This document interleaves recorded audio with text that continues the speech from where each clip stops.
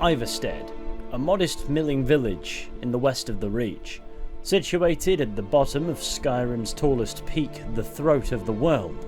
This unassuming hamlet serves as the gateway to the mountain for passing pilgrims, who often venture through on their way to brave the 7,000 steps to High Hrothgar. Simply put, Ivarstead is often just a place between your start point and your destination, and yet it would appear this nondescript township is home to one of the Elder Scrolls V Skyrim's most captivating mysteries. And that is of course a mystery I intend to explore in today's video.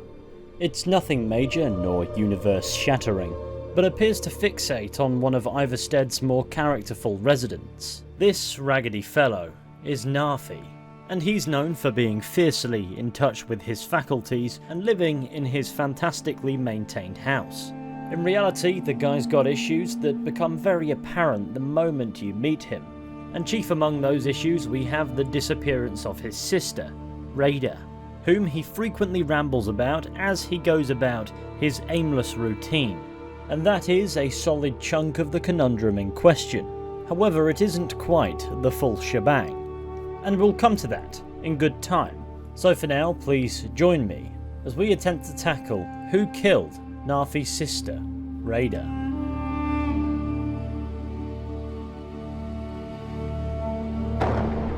So to begin this particular story, naturally we need to come to Ivarstead, where we must have a nice crisp chat with Narfi here, in which he'll immediately start rambling. I can't see you, Reyda. I can't find you.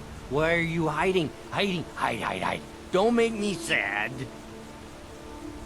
Are you okay? Reyda was here, then gone. Went to gather plants and never came home. Nope. Everyone looked and no one could find her. Wilhelm said she'll be back. Told Narfi not to worry. Reyda will come back. What's wrong with you? With Father I said goodbye. With Mother I said goodbye. Reyda leaves and Narfi can't say goodbye. Makes Narfi very, very sad. Narfi needs Reyda to say goodbye. Not to worry, Narfi. I'll get to the bottom of this one, mate. What we've learned here is Narfi is looking for somebody named Reyda, who simply disappeared.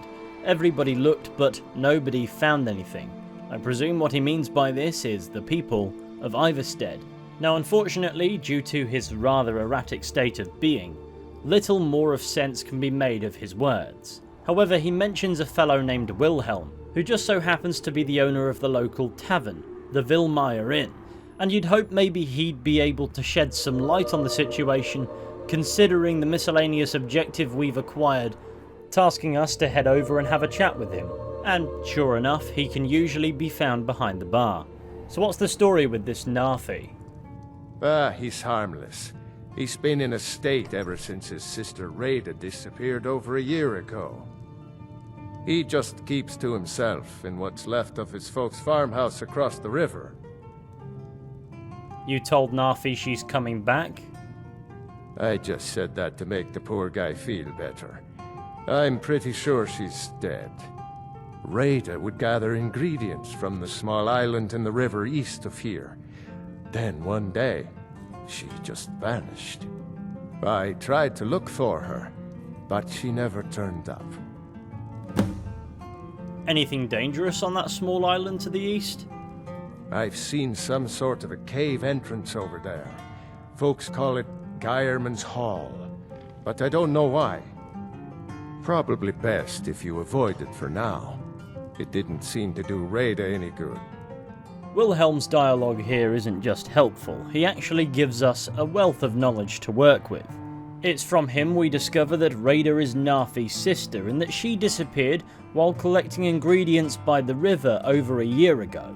It's also from him that we learn Narfi's mental state is governed by the disappearance of his sister, meaning perhaps once upon a time he wasn't an erratic beggar who referred to himself in the third person, which suggests a monumental emotional impact that this event has had on Narfi here.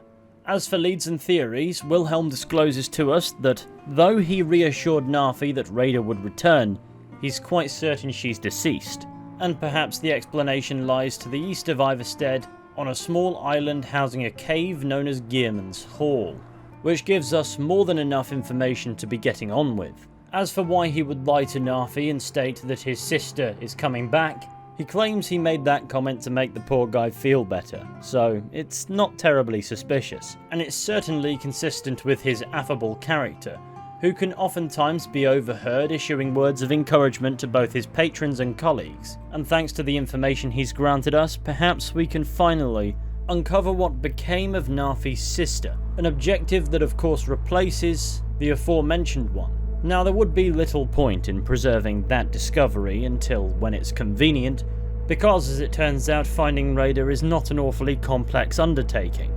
And by that I mean, thanks to Skyrim logic, we get a quest marker that leads us straight to her. And well, she can be found as skeletal remains in the river passing through the village, rendered identifiable by a necklace found in her satchel, along with a bunch of randomized ingredients, allowing us to now return to Narfi to either inform him that his sister is dead, or keep up Wilhelm's lie, as those are the only two options we get. Here's how Narfi will react if you tell him Reyda will be home soon. You've made Narfi so happy.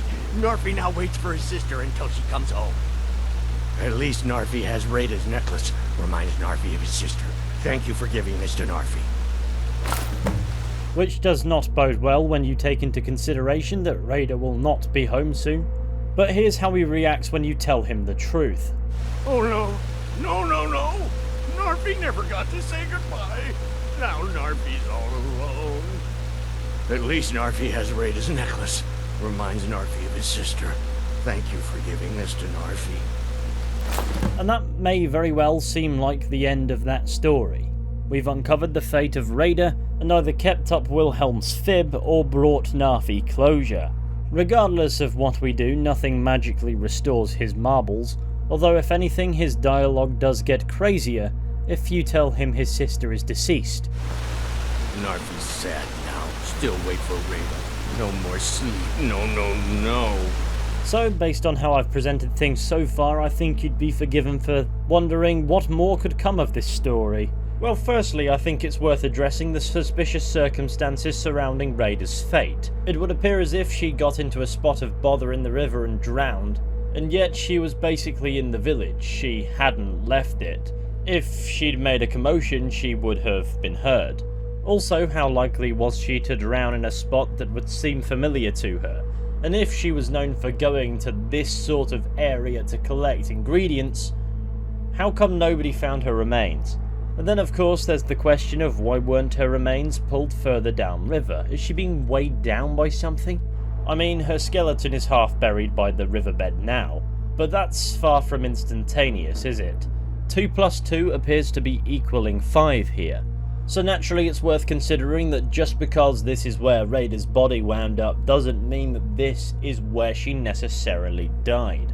So, slightly upstream we have a small isle named Guyerman's Hall, that according to Wilhelm, if you recall to his aforementioned conversation, might somehow be related to Reyda's disappearance. He mentions the mysterious cave on the island that sure enough turns out to be more than just a simple cavern.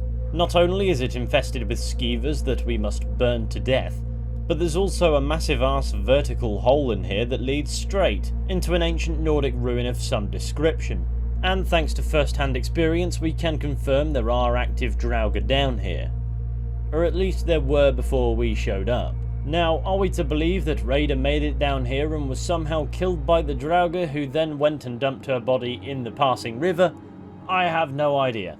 But if the angry, reanimated corpses of warriors from a bygone age are what took Reyda's life, then honestly it would be surprising that for as far as skeletons go, Reyda's remains would be in one piece. Also, how would the body thereafter wind up in the river? It doesn't really make sense. Because if Reyda met her end in this crypt, why didn't the Draugr just leave her remains to rot where they fell? And there's no evidence to suggest that Reyda ever made it down here. Its only relevance is its proximity and threat level, and otherwise this tomb appears to be specific to another quest altogether. So to conclude our findings in this tomb, I don't suspect it has much of anything to do with the demise of Narfi's sister. And yet Reyda's remains showing up in a location she was undoubtedly familiar with, and therefore unlikely to die in an accident in, still strikes me as awfully suspicious. which in a way casts suspicion on the bloke who issued us with the red herring to investigate Gaiaman's Hall. It's certainly a mental leap, but could Wilhelm have had something to do with Reyda's demise? Or is he just genuinely trying to be helpful? I mean, it's a heavy-handed accusation at the best of times. Not only are we accusing the guy of murder, we're also not certain a murder has taken place. However, what convinces me that Reyda's death was likely no accident doesn't just boil down to where and how we find her remains. In fact, in Skyrim there is evidence of a broader conspiracy against Narfi that could be rationalised to encompass his family.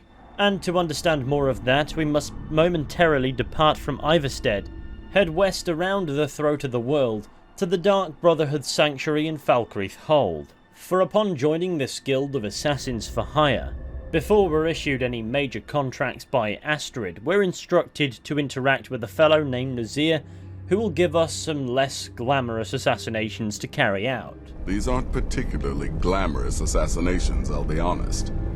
Don't pay much either. I've got 3 available right now.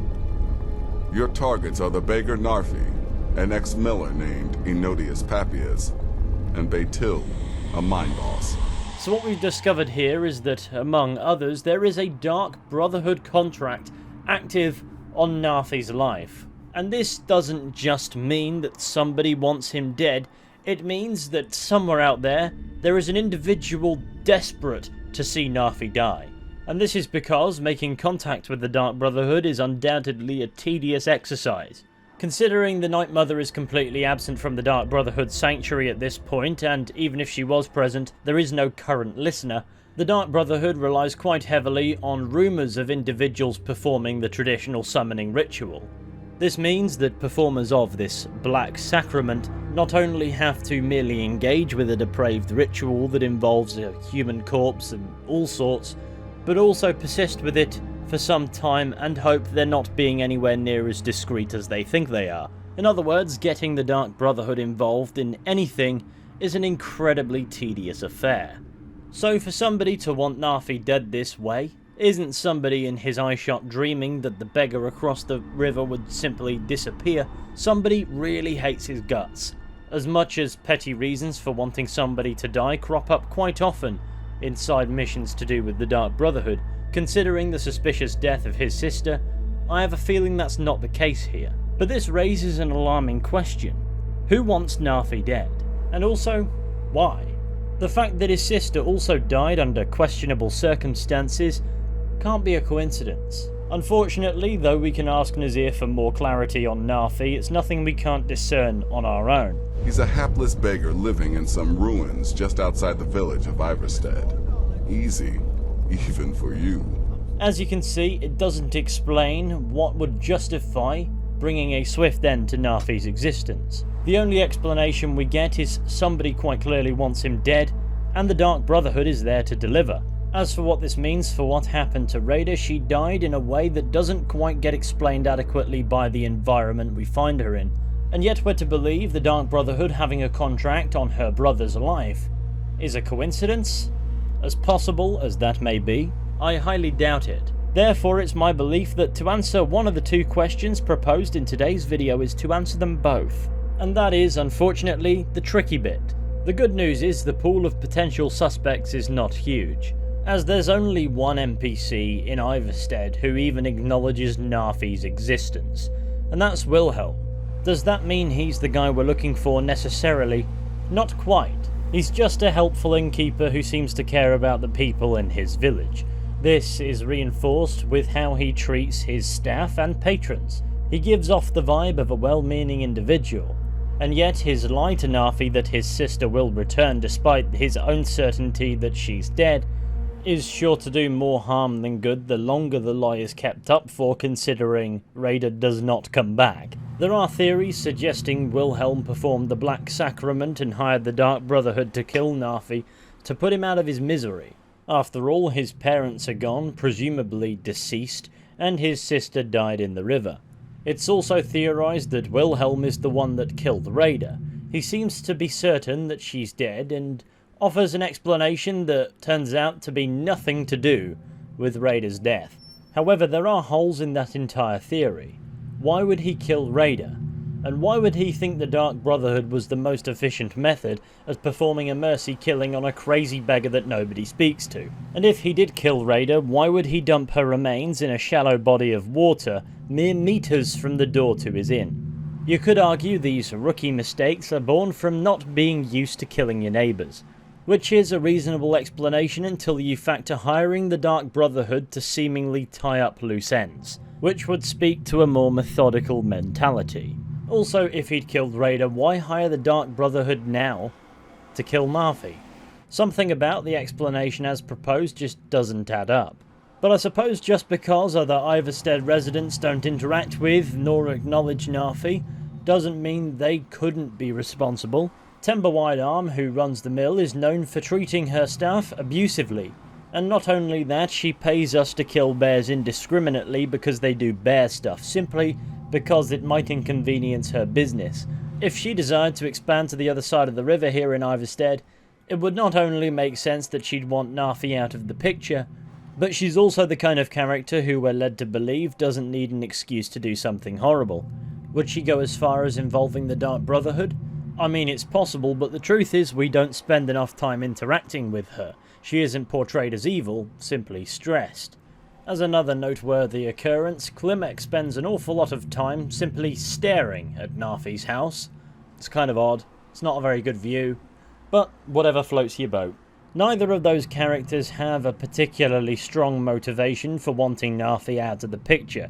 He keeps to himself, he stays across the river, in his dilapidated house. Sometimes he can be seen randomly hacking away at the mountain with a pickaxe, and otherwise kind of stands around a bit vacant. He doesn't bother anyone, he's not in the way, nor does he cause any obstruction nor harm.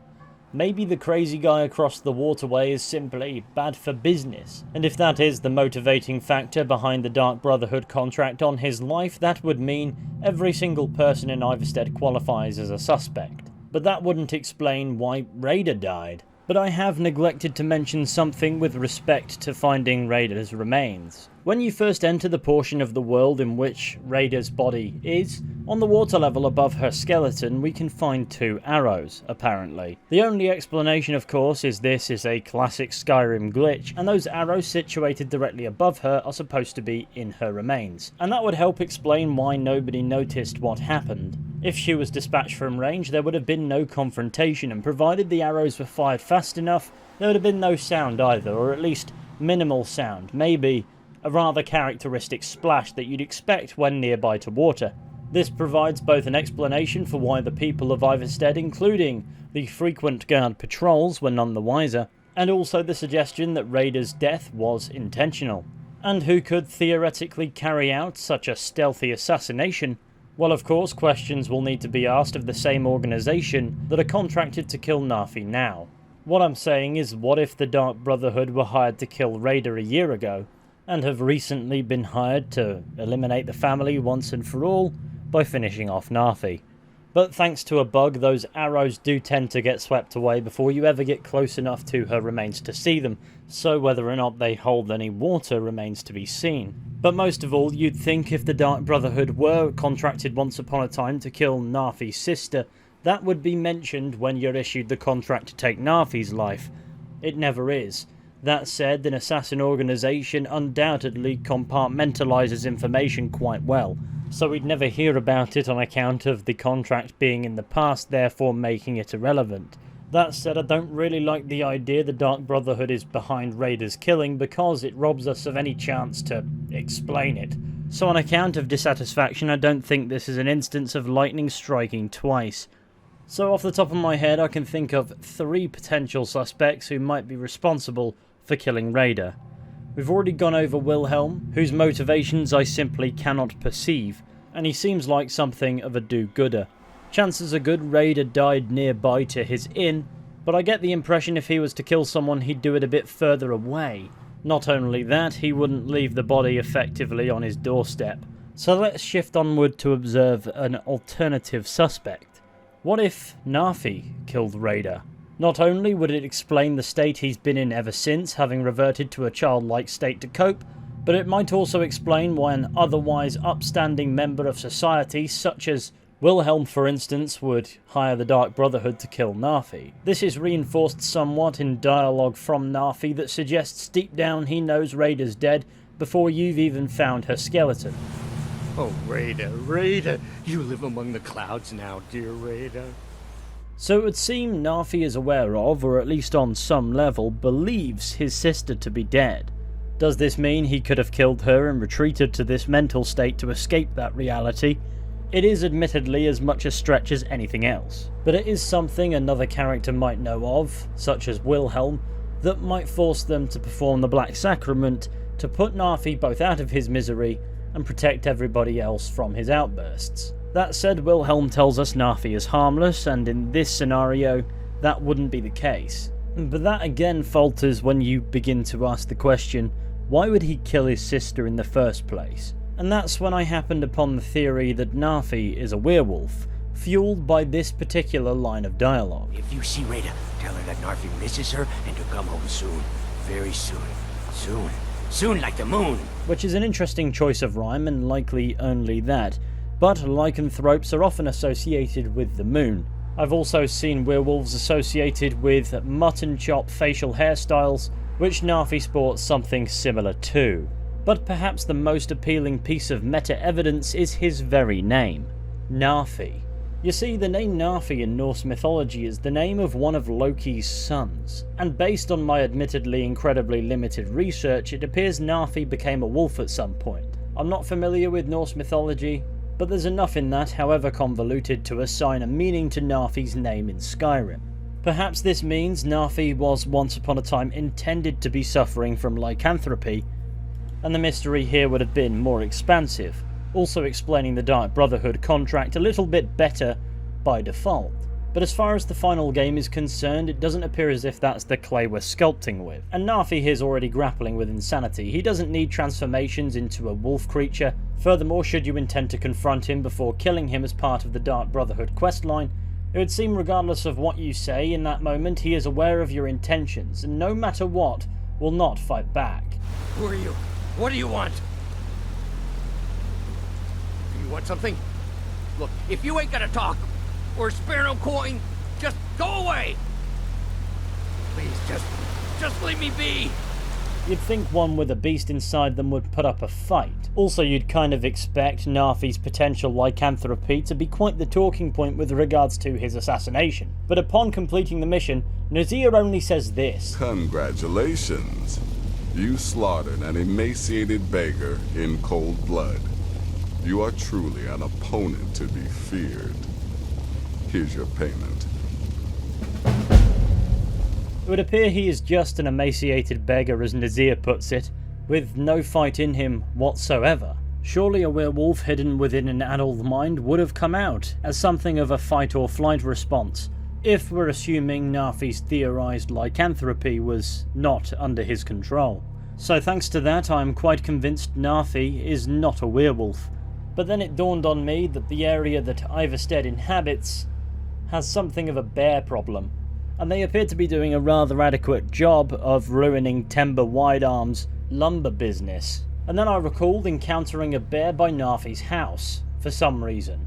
I'm sure it's entirely unrelated, but hear me out. In the Elder Scrolls there's a variant of lycanthrope known as a werebear. It's like a werewolf, but scarier. And though they're more commonly encountered on Solstheim, what if Narfi was once upon a time intended to be a werebear rather than a werewolf? I'm not saying he is one in the final game, I'm quite certain he's not. But perhaps Bethesda intended for him to be one a long time ago, in a plan that never came to fruition. My logic is, in the Elder Scrolls 2 Daggerfall, there's a book titled On Lycanthropy, that implies that though we know the case to be otherwise in the Elder Scrolls 5 Skyrim, Skyrim is teeming with werebears. And I also recall in the Dragonborn DLC, we are tasked with tracking down a werebear named Torkild, who we meet briefly in his human form before he transforms into the monster within, and just like Narfi, his dialogue appears to be the ramblings of a madman, an effect acknowledged in a letter from Torkild addressed to his brother, the quest-giver Wolf, that opens with, "I'm writing to you now as I already feel my mind going. I fear that soon I will not be able to write at all. I came to the wilderness to better know the All-Maker. but in the wilds I found a force greater than any we've known, which suggests the seductive powers of a werebear's might be too much for the human mind to handle. Therefore, after a while the beast takes over. And that is certainly an interesting thought when you consider Narfi's mental state. Not because in the final game he is a werebear, but perhaps once upon a time he was intended to be one. In which case, once upon a time, perhaps he was not planned to be so harmless. And honestly, without that, I can't see how Narfi would have killed Reyda. And I also find it interesting that Reyda was collecting alchemy ingredients, though it's never clarified what for. Judging by the satchel, perhaps she was a run-of-the-mill apothecary. I think why she needed these ingredients is just as curious a question to ask as why she needed to die. Nonetheless, it's a dead end on account of the fact that we don't know where that's going. But anyway, there is one other suspect that I'd like to consider. A fellow madman who took up residence in Ivarstead around a year prior to the events of the Elder Scrolls V Skyrim, a similar time to when Reyda went missing. A Dunmer tomb robber who took up residence in Shroud Hearth Barrow, named Wendelius Gatharion, whom we also learn about courtesy of Wilhelm at the Vilmire Inn, when he explains to us the town's recent troubles with the crypt being haunted. And since that's bad for business for the entire town, we volunteer to investigate and discover there is no ghost, it's just Wendelius who's drunk a potion to give him the appearance of one. And though he arrived in search of treasure, he would use this ghost potion to frighten the villagers away from the barrow, eventually going nuts and becoming convinced that he was the guardian of the barrow, as outlined by his journal that can be found within. And at no point throughout his descent to madness was he hugely fond of the people of Ivarstead, whom he viewed as superstitious and foolish. I suppose the theory hinges on the assumption that Reyda wasn't already dead when Wendelius Gatharion arrived in Ivarstead, but considering his broadly speaking criminal nature and disregard for the people in this village, killing a resident to bolster the haunted reputation of the barrow to keep the other residents away isn't such a bad shout. Because not only would that prove there is indeed a vengeful spectre in the village, but it can and will do harm. Even if in truth it's just a cruel and greedy mer practicing esoteric alchemy. As for why the other villagers don't rationalise that Reyda's death may be connected to Shroud Hearth Barrow, well, firstly, Reyda's body is not quite near it. It's not far away, but it's not close enough to be connected. And it's also possible that through the same arrogance that cost him his mind, Wendelius underestimated how much work he'd need to put in to ensure the villagers of Ivarstead connected the dots. And well, considering we know Reyda liked to frequent the isle upon which Gaiaman's Hall can be found, is it really a stretch to assume that she knew that it's an ancient Nord ruin? And that in itself might have something to do with why she would go over there? And if so, do you not reckon she would also snoop around Shroud Hearth Barrow in search of alchemy ingredients or whatever? So even if it sounds like a ridiculous wild theory, and more importantly a right stretch of a possible explanation, because it is, it's possible. It's plausible even. But like most theories ever, its fatal flaw is its reliance on why not, rather than why. So now that I've explored my three main suspects, and of course the organisation that is the Dark Brotherhood, let's look at some other possibilities. Firstly, the idea of an animal attack. Reyda could have easily fallen afoul of a bear, but you'd expect her remains to be a bit more mangled if she had, and of course not in a river. But you could probably make the same argument for a werebear, simply harkening back to the previous theory explored about Narfi. There is also some troll activity in the area, but again, if she ran afoul of a large beast, you'd expect her to have been eviscerated. Granted, what we can see is obscured by the fact that most of her remains have washed away. She's but a skeleton now, but even still we'd be able to observe orthopedic injuries affecting bones. Aside from animals, the only other possibility is that Reyda's death was genuinely an accident, and nobody was to blame. Meaning she fell in the water, perhaps knocked herself out somehow, or indeed got trapped somehow on the riverbed and drowned. A catastrophic chain reaction caused by an innocent misplacement of footing. And that would be in keeping with the quest's name. You're probably thinking, miscellaneous objectives don't have names. And you'd be right, however they do have names assigned to them in the creation kit. These objectives are known as the Straw That Broke.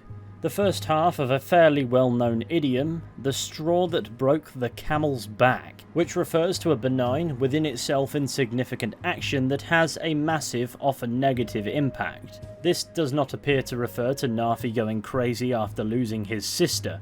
After all, that is not a straw, that is a tree. That is a tree landing slap bang on the camel's back. In fact, it's so unsubtle, it doesn't require an idiom.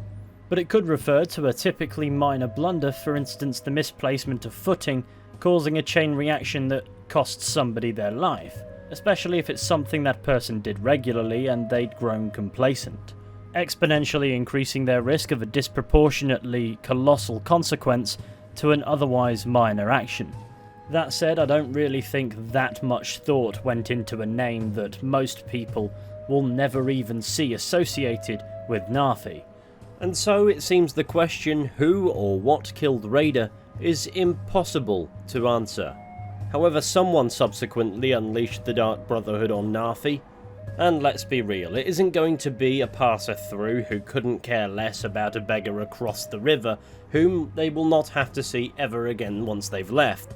So we're looking for a resident of Ivarstead.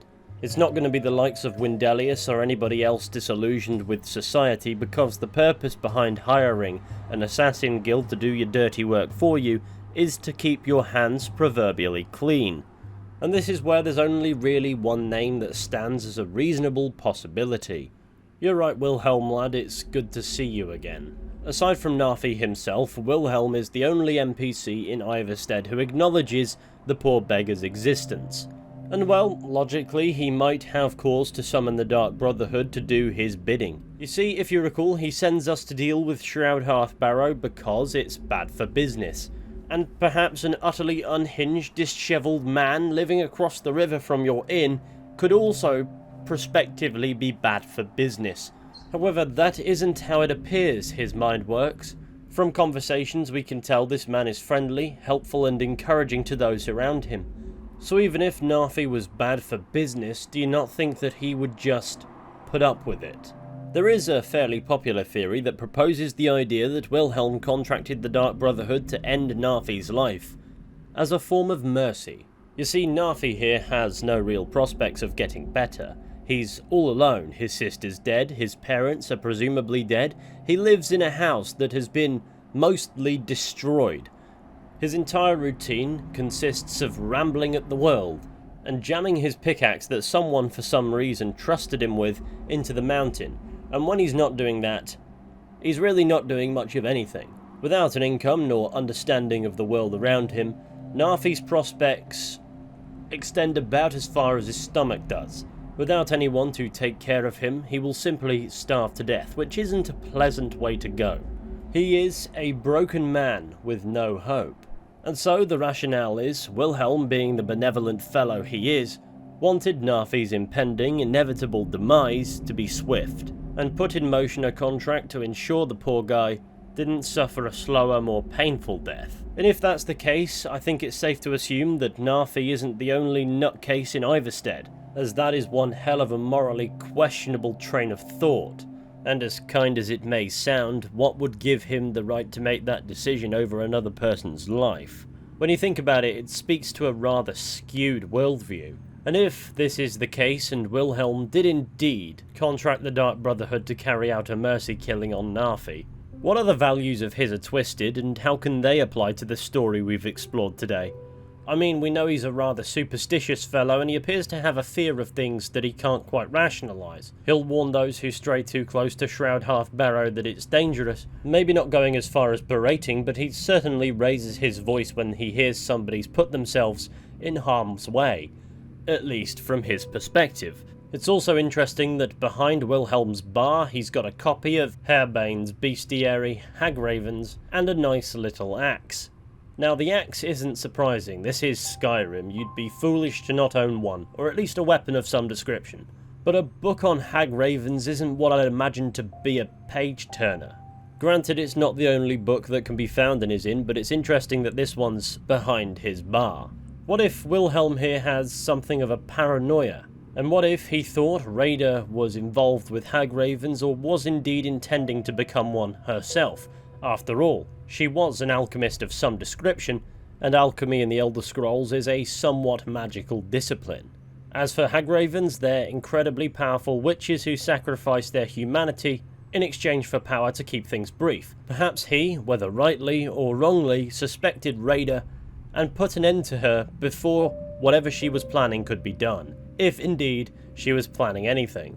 And then he tied up loose ends by hiring the Dark Brotherhood to take out Narfi, justifying it to himself by believing that it was a mercy killing, and not just because the beggar across the river won't shut up about the woman he murdered. It would explain why he seems to know Reyda's dead, and it would also explain why he sent us to Gaiaman's Hall. It was a red herring, and it would give us a logical reason why he would lie to Narfi and claim that Reyda would come back. Because the best way to get away with murder is leave people unconvinced that a murder has taken place. As for why Wilhelm would hire the Dark Brotherhood to finish off Narfi when he'd be more than capable of doing it himself, well, I'd imagine he managed to kill Reyda in a relatively secluded spot nearby to the village. However, there is always a risk of witnesses at Narfi's house. Not only does the house lack a roof, but the rest of the village overlooks the site, so he'd be seen. And considering he's not an out-of-control lunatic, it explains why there's no visible injuries on Reyda's skeleton. He knew what he was doing. He knew how to make it look like an accident, and this also explains why, if the village did indeed search for Reyda, why they wouldn't have found her, despite her location being fairly obvious and nearby, no less. In order for her body to go undiscovered in a village-wide search, the safest bet would be interference from a party invested in ensuring she's never found. Perhaps this portion isn't relevant, but we also know Wilhelm is involved in other criminal activities. For instance, Romlin Dreth, who works for the Blackbriar Meadery in Riften, who is secretly stealing Blackbriar mead, and he can ask the player to deliver a keg of Blackbriar mead to Wilhelm in Ivarstead, which isn't a terribly good look considering for Wilhelm, but it probably isn't hugely directly relevant. However, if he has one criminal connection, who's to say he doesn't have more? Perhaps to the Thieves Guild, who have connections to the Dark Brotherhood. It would certainly make issuing a contract on Narfi's life a whole lot less tedious. Is this theory correct? I have absolutely no idea. I'm sure there are glaring holes in it, as there are with every theory presented, as this particular subject appears to be one where there are quite a lot of differing ideas as to how Reyda met her end and who would hire the Dark Brotherhood to kill Narfi. Who'd have thought some village vagrant would be the focal point of one of the Elder Scrolls V Skyrim's greatest mysteries? So with that, I bring today's video to its close. I don't know the correct answer to this one, and as much as I can propose theories until the cows come home, I hope you've enjoyed today's video and the several theories presented. Could Ivarstead's friendly neighbourhood innkeeper be housing a truly dark secret, or do you believe somebody else to be responsible? Perhaps you believe Reyda's death was an accident, or perhaps you perceive Narfi's assassination contract to be about something other than mercy or tying up loose ends. Whatever you think, please dive to the comments section to let me know. But of course, I thank you for watching and putting up with me for the past 40 minutes or so, and I really hope you've enjoyed today's descent into madness. If you did, be sure to go ahead, leave a like, subscribe, share the channel with your friends, all that wonderful stuff. It would be massively appreciated. And of course, if you want to see more content from me, don't forget to hit that notification bell and check out the other videos in this playlist of mysteries in the Elder Scrolls V Skyrim, among other things. Who knows, maybe another video in there will tickle your fancy. And if you'd be ever so kind as to drop me a follow on social media, I'd massively appreciate that as well. Don't post an awful lot, usually, but there is dog content. Anyway, should I be so lucky, I'll be seeing you all very soon with another video at some point. So until next time, please take care and goodbye.